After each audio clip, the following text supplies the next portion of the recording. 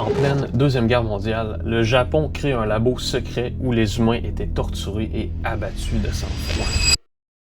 Bienvenue à l'unité 731. Donc en 1937, le Japon envahit la Chine et puis ça marque le début de la guerre en Asie. Pour gagner l'avantage, l'armée impériale japonaise a mis sur pied une espèce d'unité scientifique en Mandchourie, qui est une région au nord-est de la Chine. Officiellement, sur papier, c'était une unité qui était faite pour la recherche médicale. Mais en réalité, c'est un labo secret qui a été utilisé pour tester des armes biologiques et bactériologiques. Donc le monde était en guerre totale, les nazis faisaient des expériences en Europe et puis le Japon faisait pareil en Asie avec les prisonniers chinois, avec un niveau de cruauté inimaginable. L'unité 731 était dirigée par le docteur Shiro Ishii, qui faisait des expériences directement sur des prisonniers chinois, donc chinois, coréens, russes et même quelques prisonniers occidentaux. On parle de vivisection, c'est-à-dire ouvrir des gens vivants sans anesthésie juste pour voir qu'est-ce que ça fait. Il infectait les prisonniers avec la peste, le choléra puis d'autres maladies mortelles juste pour observer les symptômes. Il y en a qui brûlaient vivants, puis il y en a qui faisaient bouillir, c'est complètement horrible. Donc il testait aussi, il y avait une certaine méthode pour tester le gel, donc il attachait les prisonniers dehors dans l'hiver sibérien jusqu'à ce que leurs membres gèlent solides comme le roc.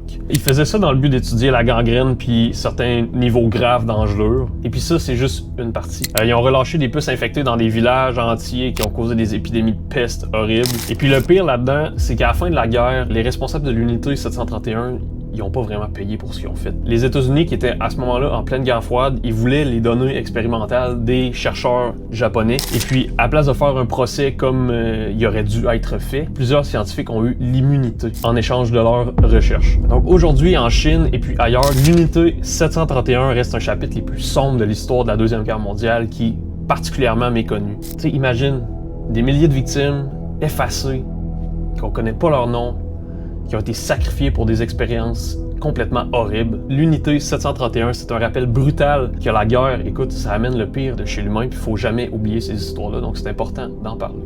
Et toi, connaissais-tu l'unité 731? Abonne-toi.